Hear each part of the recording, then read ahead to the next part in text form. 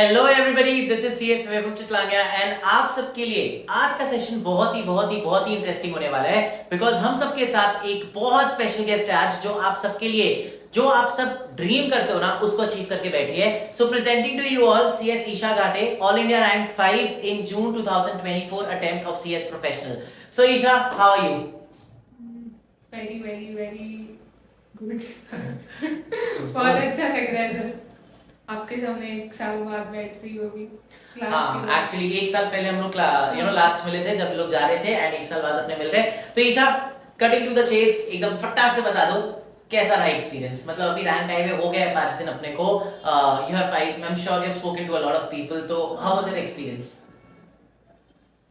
मतलब ऐसे नहीं सोचा था कि सब लोग, मैं जिनसे पहले एडवाइस मांगती थी कि कैसे पढ़े, वो अभी बच्चे मुझे भी पूछते हैं कि कैसे पढ़े दीदी। तो अभी बहुत अच्छा लग रहा है, सब लोग ऐसे पूछ रहे हैं तो मैं भी बता रही हूँ सबको कैसे जाना है आगे। तो ऐसा ड्रीम कम ट्रू ही है। मतलब I have always dreamed of like doing this, helping students and all, so I wanted to do this. और अभी खुद से ही पूछ रहे हैं बच्चे तो अच्छा लग रहा है उनको गाइड करते हुए। That is very true. So Isha, एक चीज आई थिंक जो सारे बच्चे पूछना चाह रहे होंगे वो हम सबसे पहले आपसे ही पूछ लेते हैं, ऐसा क्या किया। अच्छा, इससे पहले कि हम लोग आगे जाए गाइस, जितने लोगों को नहीं पता है, I know a lot of people जिन लोगों का नहीं निकलता है अटेम्प्ट एंड वो लोग बहुत डिसहार्टेंड हो जाते हैं, right? She is a very clear example for you guys. मतलब you should idolize her. Why? Because Isha became an all India ranker in her second attempt. December 23 में you gave your first attempt and उसमें unfortunately for many reasons whatever इनका attempt नहीं निकला था and finally जून में she prepared for all the 3 groups and तीनों groups का मिला के इनका सारा groups एक बार में clear हो गया and she also got a rank. तो जितने लोगों को भी ऐसा लगता है कि एक अटेम्प्ट नहीं निकला है, you failed some stuff like that, I think Isha will have a lot of things to say to you guys. तो ईशा, क्या मैसेज है अपने उनके लिए? एक तो लास्ट टाइम जब फेल हुई तब ऐसा प्रोसेस करने के लिए मेरे पास टाइम ही नहीं था, क्योंकि दूसरे दिन से ईडीपी शुरू हुआ था मेरा रिजल्ट के। तो वो पूरा महीना तो मैंने सोचा अभी फेल हो ही गए हैं तो पहले मजे कर लेते हैं, गई ईडीपी के लिए। तो मैंने वैसा किया और उधर ईडीपी में तो मुझे बहुत सारे दोस्त मिल गए जो सीएस कर रहे हैं, तो उनसे, और उधर रैंकर भी थी, ऑल इंडिया रैंक 3 जिसको आया था तो वो हमारे ईडीपी में थी। तो उससे भी बहुत सारी बातें हो गई थी। तो उससे भी एक चीज मैंने सीखी कि वो लास्ट तक पॉजिटिव थी। मतलब वो भी बोली मुझे कि ऐसा बहुत सिचुएशंस आए कि अभी लग रहा था कि नहीं, टाइम इनफ नहीं है, इतने ही दिन बचे, इतने सब्जेक्ट बचे, इतना पोर्शन बचा है, पर शी वॉज वेरी ऑप्टिमिस्टिक, नहीं मैं कर लूंगी। और एक दिन बीमार हो गई तो ऐसा मुझे लगता था पर्सनली कि हाँ भाई हो गया, एक दिन वेस्ट हो गया तो अभी हो गया, अभी क्या ही है, इतने दिन में क्या ही होगा। तो ऐसे करके मेंटली मैं बहुत ही ऐसे नेगेटिव होती थी और मेरी पढ़ाई नहीं होती थी लास्ट अटेम्प्ट। तो उसने एक बोला था कि पॉजिटिव रहना, कुछ भी हो जाए।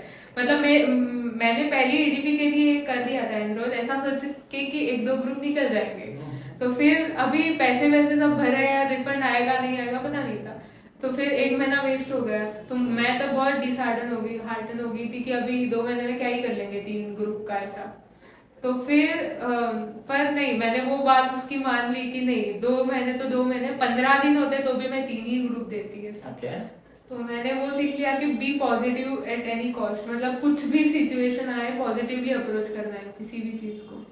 बट निशा, ये सब ऐसा टाइम में कुछ तो मोमेंट्स ऐसा आता है ना जब ऐसे लगता है कि सब खत्म हो गया है या अब और नहीं हो पा रहा है, तो वैसे सिचुएशन में how would you handle things?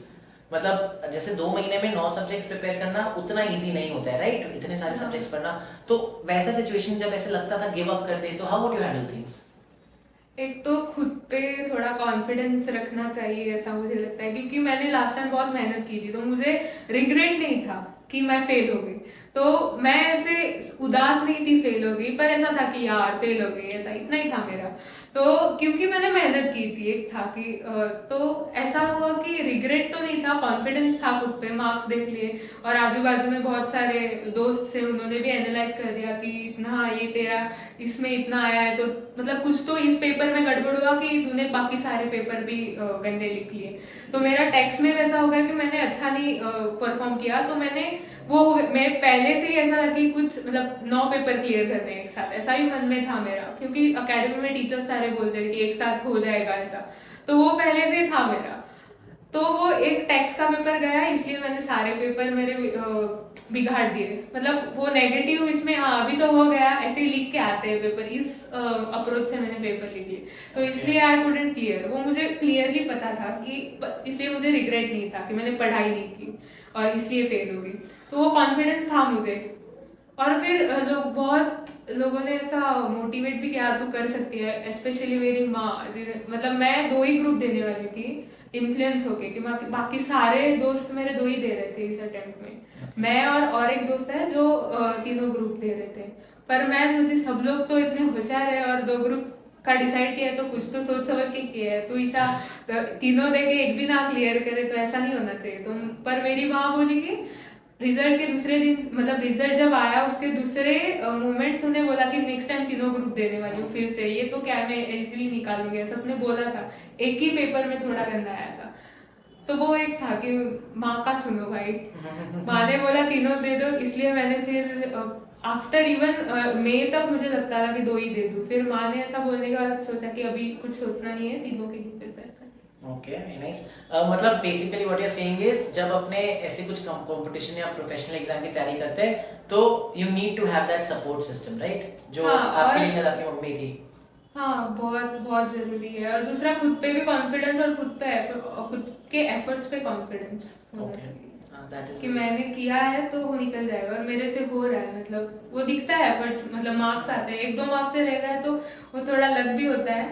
तो मुझे ऐसा लगता है कि एफर्ट्स डाले, 1-2 मार्क्स से रह गए तो इतना डिसहार्टेंड होने की कोई जरूरत नहीं, नेक्स्ट अटेम्प्ट में निकल जाता है वैसे। ओके ओके, ठीक है।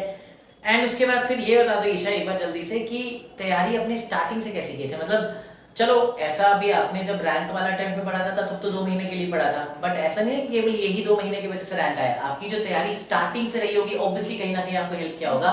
तो व्हाट वाज योर स्ट्रैटेजी पढ़ाई करने का? शुरू में तो दिसंबर में जो अटेम्प्ट दिया था उसके लिए तो मैंने थॉरली पढ़ा था। पर एक चीज मैंने गलत की कि मैंने जो रिकॉर्डेड लेक्चर्स लिए थे टैक्स के या जिसके भी, तो मैंने वो ऐसे निपटाया कि दिन में 5-6 लेक्चर एक साथ देख लूँ सारे सब्जेक्ट के, या 1 महीना सिर्फ लेक्चर देखा है, कुछ रिवीजन नहीं किया था मैंने। लिटरली मैं सितंबर पूरा लेक्चर से खत्म किया और फिर अक्टूबर से मैंने सेल्फ स्टडी की। तो वो मुझे लगता है कि मैंने गलत कर दिया, क्योंकि वो फिर ऐसे कंपाइल होके कुछ नहीं याद आ रहा था कि आज पढ़ लिया और वो ही चीज दोहराई तो 1 महीने बाद फिर ऐसे पन्ने पलटे तो याद आ जाता है, ऐसा मुझे लगता है। क्योंकि अकेडमी में तो हमसे यही करवा के लेते थे कि दूसरे दिन क्वेश्चन पूछते थे टीचर्स। तो मतलब वो ऐसा होता था कि आज अच्छे से सुन लो, नहीं तो घर जाके पढ़ लो फिर से। तो वो नहीं था ना, तो इसलिए मैंने वो 3-4 सब्जेक्ट्स ऐसे किए कि कुछ याद नहीं आ रहा था। तो वो अच्छा नहीं पढ़ा, मतलब अच्छी अंदर से जो होता है ना कि पूरा कंसेप्ट क्लियर है, वो नहीं हुआ था मेरा। तो इस बार ऐसे हुआ कि मैंने बहुत शांति से 1 महीना सिर्फ रिवीजन ही किया। मतलब 9 पेपर का 1-1.5 महीना रिवीजन किया, लास्ट के 15 दिन सेकेंड रिवीजन किया। ओके, मतलब अच्छा खासा टाइम देके हाँ, बहुत टाइम दिया। मतलब एक टॉपिक को बहुत अच्छे तरीके से पढ़ा कि फिर से वो पढ़ने के बाद ऐसे, हाँ ये तो मुझे आ रहा है, ऐसा होना चाहिए, फिर से पढ़ने की भी जरूरत ना हो इतना। ओके। तो ईशा, जैसे आपने प्रोबेबली कुछ लेक्चर्स फेस टू फेस किए, कुछ लेक्चर्स आपने शायद रिकॉर्डेड किया होगा। डू यू थिंक ऐसे आधा लेक्चर्स फेस टू फेस करके और आधे लेक्चर्स रिकॉर्डेड करने में फिर डिफरेंस आ जाता है, डिफिकल्ट हो जाता है मेंटेन करना जो रिकॉर्डेड लेक्चर्स है उनको, फेस टू फेस वाले में ज्यादा ध्यान चला जाता है, ऐसा कुछ प्रॉब्लम आता है? मुझे तो आया था। मैंने टैक्स का मतलब टैक्स और थर्ड ग्रुप तीनों, ये 4 सब्जेक्ट मैंने रिकॉर्डेड लिए थे।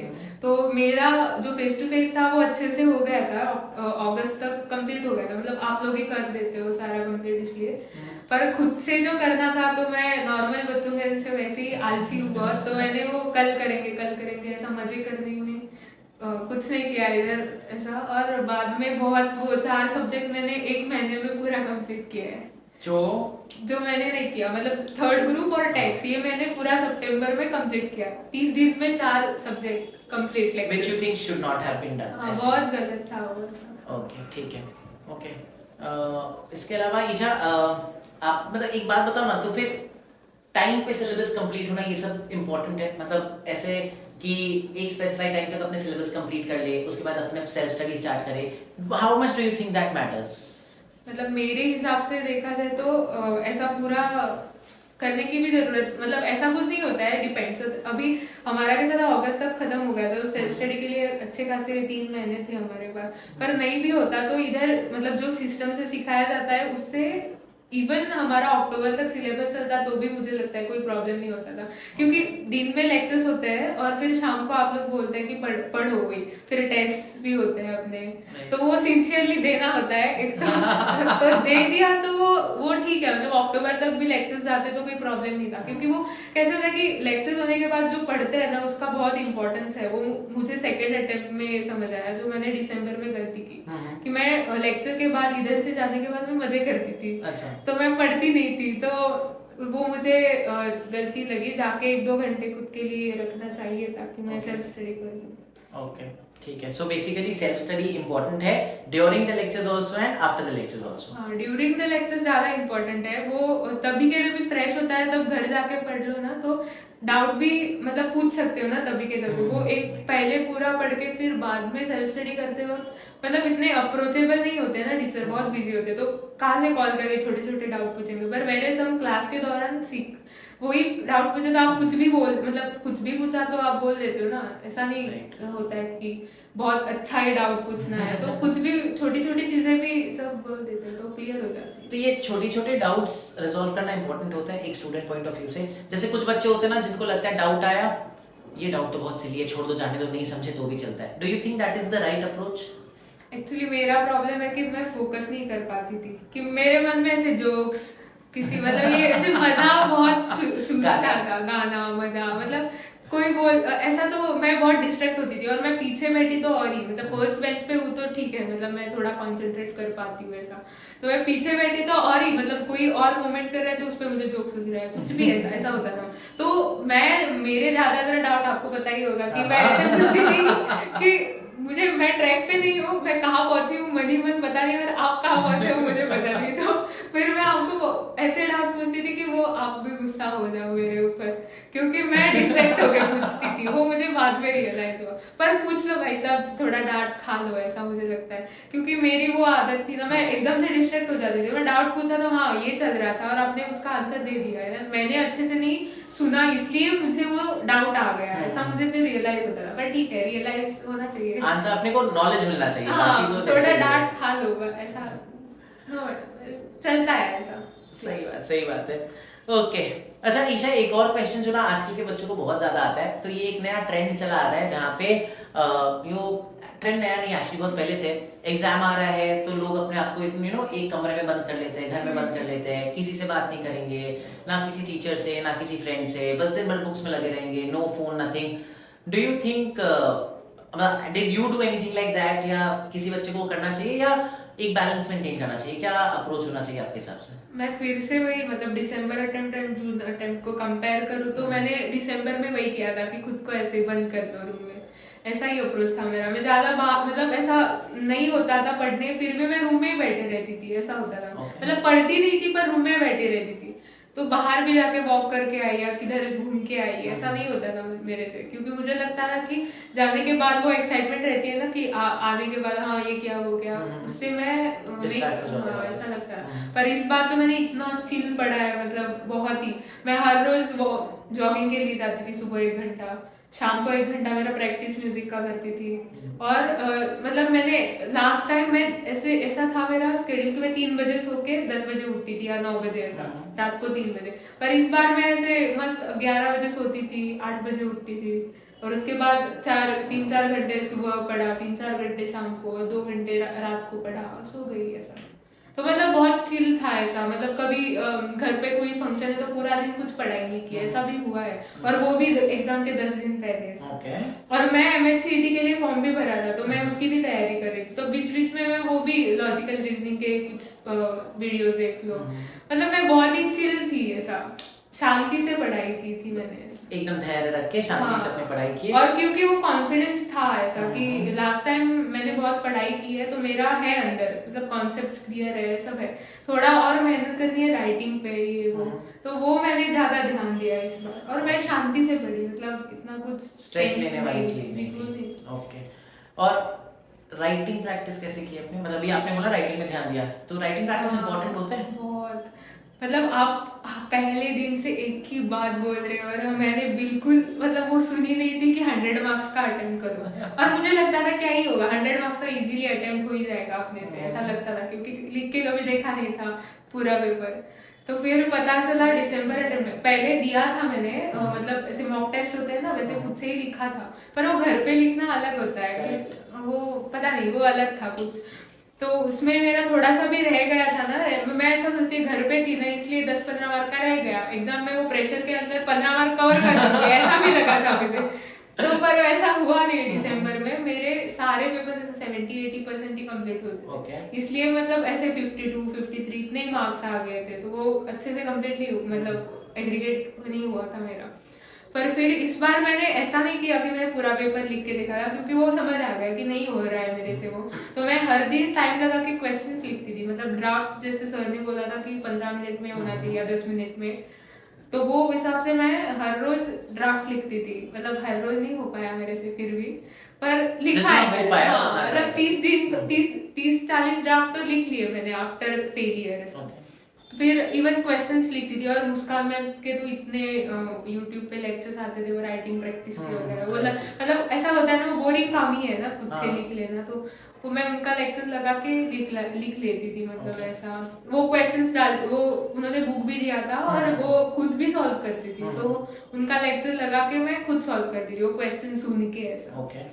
और मतलब ऐसे आपके रिवीजन लेक्चर्स देख लिए, वो उससे फास्ट हो जाता था। फिर एक रिवीजन देख लिया, फिर वो चैप्टर के क्वेश्चंस 1-2 सॉल्व कर दिए। किसी फ्रेंड के पास स्कैनर है तो 4 दिन बोरो कर लिया, थोड़े दे दो ना देख के, तो मैंने कुछ खरीदा भी नहीं, मैंने दोस्तों से स्कैनर ले लिया, 4-4 दिन देख लिया, तो उससे वो भी 4 दिन में कंप्लीट करना, ये भी होता है ना। खुद के पास हो तो ऐसा लगता है ही पढ़ा हुआ पढ़ लेंगे। ये भी काफी सही अप्रोच है, अपने आप को खुद ही लिमिट कर दो जब पता है कि हम लोग प्रोक्रेस्टिनेट करने वाले हैं। राइट। उसके अलावा आपकी क्या स्ट्रैटेजी? सो बेसिकली अब क्लियर की आंसर राइटिंग किया, बहुत धैर्य से आराम से शांति रख के हमने एग्जाम दिया है।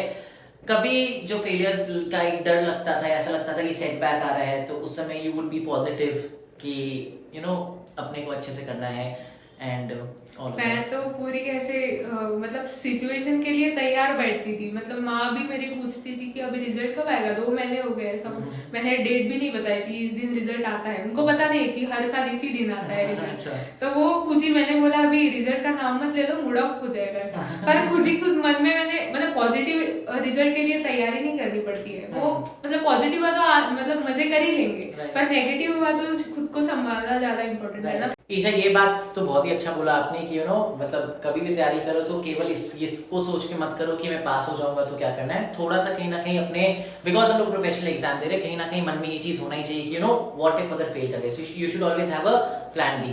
अच्छा, प्लान बी से मेरे को ये बताओ, जैसे आपने फर्स्ट अटेम्प्ट दिसंबर में दे दिया, फिर आप जून में सेकंड अटेम्प्ट दिए, अगर मान लो जून में नहीं निकलता तो आपका प्लान क्या था? मतलब would you start with your articleship?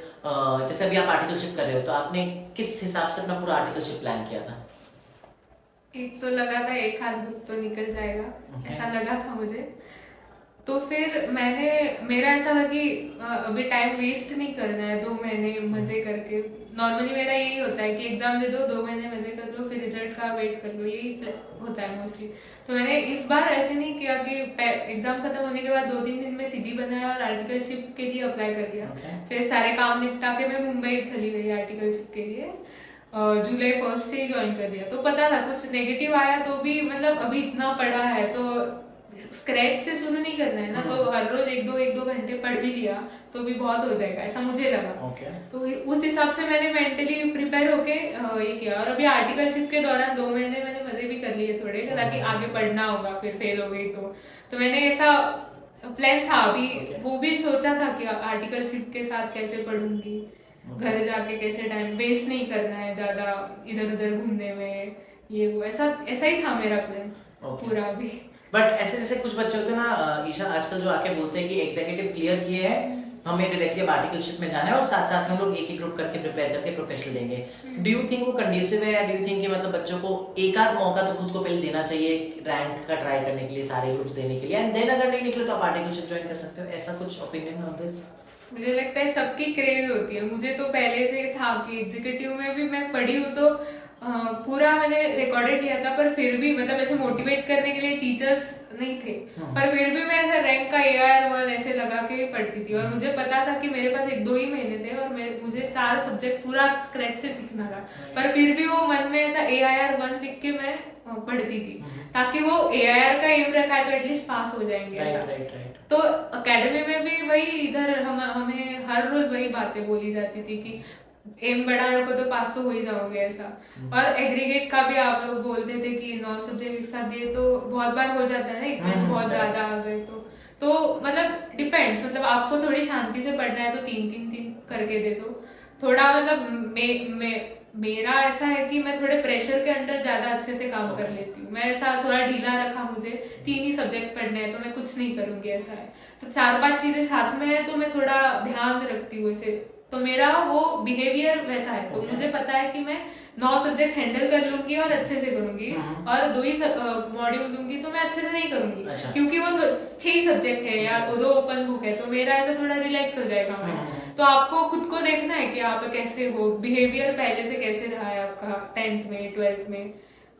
तो मेरा ऐसा ही था। मैं लास्ट के 1-2 महीने इतना पढ़ती थी क्योंकि वो प्रेशर होता है ना, उसमें मैं अच्छा पढ़ती हूँ। पूरे साल मेरे से उतना पढ़ाई नहीं की जाती। ओके, तो मतलब अगर मान लो कोई इंसान लेट्स से दिसंबर में अटेम्प्ट दे रहा है, अगर वो अगस्त सितंबर तक उतना अच्छे से नहीं पढ़ा है, डू यू थिंक अभी भी अगर मेहनत करे 2-3 महीना तो निकल सकता है दिसंबर अटेम्प्ट? प्रोवाइडेड आपने क्लासेस किए हो पहले से, मतलब अभी 9 सब्जेक्ट थे तो, और एकदम से 3 महीने में पूरा कर लोगे तो मुझे लगता है थोड़ा खुद को मतलब ज्यादा टॉर्चर कर लोगे। तो उससे अच्छा शांति से एक ही मॉड्यूल या ऐसा ले दो। और पहले हमने इधर 5-6 सब्जेक्ट कुछ पढ़े थे एकेडमी में, तो जाके सिर्फ 3 ही सब्जेक्ट पढ़ने थे, उसमें से 2 ओपन बुक थे मेरे, तो वो तो हो ही जाता ना ऐसा। तो इसके लिए मैं नहीं भी पढ़ी ज्यादा ड्यूरिंग क्लासेस, तो मुझे पता था कि इतना सफिशिएंट टाइम है हो जाएगा। बट क्लोज्ड बुक सब्जेक्ट जो होंगे वो आपको पहले से पढ़ के रखना चाहिए। हाँ, बहुत बड़े बड़े DDA वो एकदम से लास्ट में उठाओगे तो नहीं होगा यार, क्योंकि वो बहुत सिमिलर छोटे डिफरेंस से ऐसी चीजें मतलब पूरा आंसर ही बदल जाता है। तो पहले से वो देखा हुआ है तो आप एग्जाम में बिना ये किए मतलब सोचे बिना वो लिख पाओगे। मतलब वो सिचुएशन आए तो ही 100% कंप्लीट होता है ना। राइट। सोच के आंसर ज्यादा लिखना ऐसा पड़ रहा है तो सोचने में ही टाइम जाएगा। That is true, that is very very true. अच्छा ईशा, मेरे को एक बात बताओ, हम ऐसा हमेशा बोलते हैं ना कि एक रैंकर और एक इंसान जो मतलब जिसको रैंक नहीं लगा है, पास हुआ है, both of them have complete knowledge. दोनों का नॉलेज में मेरे को कभी भी ऐसा नहीं लगता कि किसी को ज्यादा पता है किसी को कम पता है। I always say that rank आने वालों का बस एक ही चीज डिफरेंट होता है, that is how they right their answers, right? तो ऐसा क्या डिफरेंट आपने किया इन योर पेपर्स? मतलब कुछ तो अलग किया होगा, केस लॉज लिखे होंगे, या कुछ तो डिफरेंट किया होगा राइटिंग में जो you got such a great rank. Writing में अलग कुछ नहीं है। तो मैंने 100 मार्क्स का अटेम्प्ट किया है तो उधर एक एडवांटेज आ जाती है। पर ऐसे बहुत लोग भी सुने हैं मैंने कि जिन्होंने 100 मार्क्स अटेम्प्ट किया है पर उनका क्लियर भी नहीं, बट प्रोबेबिलिटी बढ़ जाती है क्लियर होने की। हाँ, पर आप आंसर में क्या लिखते हो, ऐसे नहीं लिखना है कि आंसर कुछ भी लिख दो, मतलब ऐसे नहीं होता है। मुझे हर आंसर का कुछ ना कुछ पता था, मतलब मुझे पता था आंसर, पर मैं उतना उस आंसर को टाइम नहीं दे पा रही थी। पर मैंने 100 मार्क्स का आंसर किया, ऐसा नहीं किया कि 70 मार्क्स का कंप्लीट किया और 30 छोड़ दिया, वो 70 बहुत अच्छा लिखा, तो नहीं होता है वैसे। तो मैंने हर कितना भी अच्छा आ जाए आंसर, जितना लिखना है उतना ही लिखा है ऐसा। Okay. तो वो एक मैंने 100 मार्क्स का तो मतलब करना ही है ऐसा। दूसरी चीज अच्छे से प्रेजेंट करो ताकि एग्जामिनर को ज्यादा कष्ट ना पड़े। मतलब फैक्ट्स लिखो, प्रोविजन लिखो, कंक्लूजन लिखो, और थोड़ा हाईलाइट मार्क करो ऐसा। मतलब बहुत ब्यूटीफाई करने की जरूरत नहीं, क्योंकि मैं हर रोज माँ को आके यही बोलती थी मेरे कि प्लीज एग्जामिनर को समझ जाए मैंने क्या लिखा है, क्योंकि 100 मार्क्स का लिखते वक्त हैंडराइटिंग बहुत गंदी हो जाती है। पर मैंने नीट लिखा है, मतलब ऐसा क्या बोलते हैं, कट नहीं किया है पेपर में किसी भी, किया भी है तो पेंसिल से किया है ऐसा। मतलब गंदा दिखना नहीं चाहिए पेपर, देख के थोड़ा अच्छा दिखना चाहिए ऐसा, वो रखा। और मुझे एक भी इसमें एक्स्ट्रा पेपर्स ज्यादा नहीं लगे, मतलब एक हाथ दूसरा पेपर लगा हुआ, तो मैंने आंसर इतने क्रिस्प लिखे हैं मेरे। तो मतलब लेंथ मैटर नहीं करता है उतना ज्यादा आंसर का, it's what you right, content ज्यादा मैटर करता है, ये आप बोल रहे हो। ओके सो गाइस, जिन लोगों को भी ऐसा लगता था कि बस पेज भरते जाओ that always does not work. कभी कभार कंटेंट भी काम कर जाता है, कभी कभार नहीं, वही तो ज्यादा है सर। मतलब ज्यादातर मेरे फ्रेंड्स बहुत मतलब पहले मुझे पता है कि वो बहुत लिखते थे पर नहीं होता था, वो फिर से वही एक्सप्लेन कर रहे करेक्ट करेक्ट। तो एक दो आंसर में वो पैटर्न दिख जाएगा तो आगे जाके वो एग्जामिनर को समझ आएगा ना कि ये ऐसे लिख रहा है बंदा, तो वो उसी हिसाब से अप्रोच करेगा। तो पहले आंसर से मेरा क्रिस्प है तो आगे उसी अप्रोच से एग्जामिनर भी देखेगा कि हाँ ये क्रिस्प लिख रही है आंसर, हाँ ये है इसके आंसर में ऐसा। तो ईशा एक क्वेश्चन जो बच्चे बहुत ज्यादा पूछते हैं ना वो ये है कि अब चलो पढ़ाई तो अपने पहले मैनेज कर लेते हैं, बहुत टाइम रहता है अपने पास, बट वो जो लास्ट का 7 डेज या 9 डेज होता है जब आप बैक टू बैक पेपर्स दे रहे होते हैं वो बहुत डिफिकल्ट होता है मेंटेन करने का। तो how did you balance everything over there, because back to back 9 paper देना थोड़ा डिफिकल्ट हो जाता है। तो मैंने उसके लिए पहले दिन से मतलब जब फेल हुई और फिर से पढ़ाई शुरू की तो इसी अप्रोच से की कि मैं लास्ट 9 दिन कैसे पढ़ूंगी। ओके। क्योंकि लास्ट टाइम मेरा वही प्रॉब्लम हुआ था, टेक्स्ट में कुछ रिवीजन नहीं हुआ था और मैं फिर हम ढूंढने लगते हैं कि कौन सा टीचर हमें ऐसा ही इम्पोर्टेंट टॉपिक्स दे रहा है तो वो उस पे शिफ्ट हो जाते हैं, सिर्फ इम्पोर्टेंट पढ़ के जाएंगे पर वो हर बार सही नहीं निकलता है ना तो गड़बड़ हो जाती है। तो मैंने खुद के नोट्स बनाए थे टेक्स्ट के लिए भी, मतलब लिटरली पूरा जीएसटी मेरा ऐसे 30-40 पेजेस में मैंने कंपाइल किया था पूरा जीएसटी और कस्टम्स। तो 30-40 पेजेस तो मेरे ऐसे फास्ट हो गए थे, मतलब 6-7 घंटे में पूरा जीएसटी खत्म कर दिया था मैंने रिवाइज करके एक दिन पहले। और उसकी भी प्रैक्टिस की थी कि एक दिन में पूरा जीएसटी कैसे मैं पढ़ूंगी, उसकी मैंने पहले प्रैक्टिस की थी। तो वैसे कर दो प्रैक्टिस हर चीजों की। मैंने सबके अभी डीडी का मुझे बहुत कंफ्यूजन होता था कि ये सेम अभी ऑडिट के 4 चैप्टर्स है तो किस चैप्टर में क्या है वो मुझे ऐसे दिखना चाहिए आंखों के सामने, ऐसा मेरा मतलब होता था कि ऐसा होना चाहिए मेरा पढ़ाई की उस लेवल की कि मुझे दिखना चाहिए कि इस पेज पे ये है ऐसा। तो मैंने सारे इंडेक्स अच्छे से बनाए थे किस मतलब सब टॉपिक, फिर उसमें 4 पॉइंट्स है फिर और उसमें और 4 पॉइंट्स है, ऐसे मैंने सारे बनाए थे। फिर वो माइंड मैपिंग में करते रहती थी बीच बीच में, फिर यहाँ ये तो आ रहा है मुझे तो कॉन्फिडेंस आता था। तो वैसे मैंने 9 सब्जेक्ट के लिए पूरी स्ट्रेटेजी वही की। आई एम श्योर अब इस पॉडकास्ट के बाद सब बच्चे आके तेरे को मैसेज करने वाले हैं कि प्लीज वो वाले जो छोटे छोटे नोट्स आपने बनाए वो हमें दे देना। नहीं वो खुद से बनाए ना तो ही फायदा है, वैसे दूसरों के लिए तो फायदा नहीं है क्योंकि मैंने खुद ने समझा था टॉपिक और फिर उसका बनाया था। वैसे किसी भी अकेडमी के किसी भी टीचर के मिल ही जाएंगे तो वो होता है उससे हेल्प, पर वो भी आपने खुद ने अच्छे से एनालाइज किया है तो ही होगा। मेरे वैसे ही नोट्स उठा लिए और पढ़ने लगे तो फायदा नहीं है उसका, खुद से बनाना है।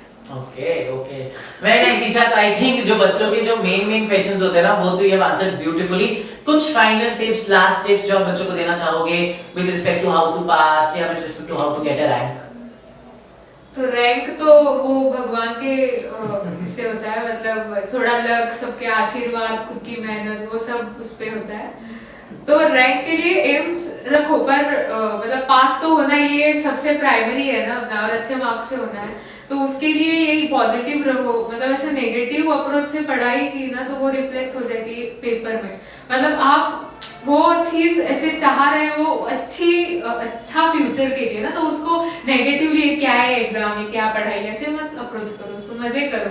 एक दिन नहीं हुआ तो ठीक है, दूसरे दिन थोड़ा एक्स्ट्रा पढ़ लेंगे या ऐसे अप्रोच से पढ़ा तो मुझे लगता है उसमें वो पॉजिटिविटी रह जाती है और वो पेपर में भी रिफ्लेक्ट हो जाती है आपके।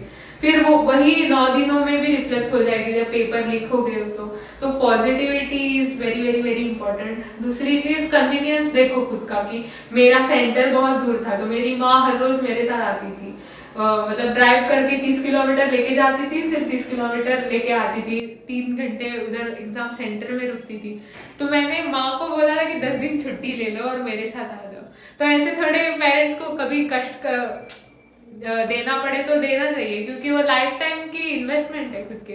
तो ऐसा ये भी करना चाहिए, मतलब ऐसे नहीं कि मैं कैसे त्रास दे दूं मेरी माँ को, बस से जाऊंगी, तो ऐसा नहीं होता है। मुझे 9 पेपर देने हैं, अपना करना है। तो वो मैंने बहुत लोगों को सुना है कि ऐसे कैसे करेंगे, बहुत दूर है हमारा ये वो। तो थोड़ा खुद को मतलब थोड़ा सेल्फिश होना पड़ता है खुद की इसके लिए, अच्छी चीज के लिए सेल्फिश, पॉजिटिविटी, सेल्फिश। और तीसरी चीज बहुत बहुत बहुत इंपॉर्टेंट, मैं कोचिंग ले रही थी, वो टीचर ने जो बोला है ना एक हर चीज सही है क्योंकि उन्होंने मतलब इतने अटेम्प्ट्स देखे हैं ना सब लोगों के, तो उनको तो पता ही है सब।